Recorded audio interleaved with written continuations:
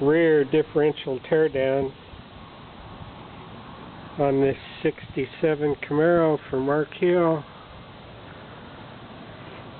This is the last suspension part that goes in for powder coating because this thing's really rusted. But all the axles are good. I'll buy brake hardware kit.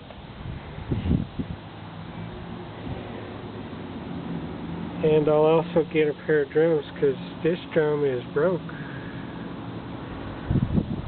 But yeah, satin black on this too. And this is all for the suspension. Next I'll have to mount the body so I can sandblast and prep the bottom side of it. And then we'll start putting this back together.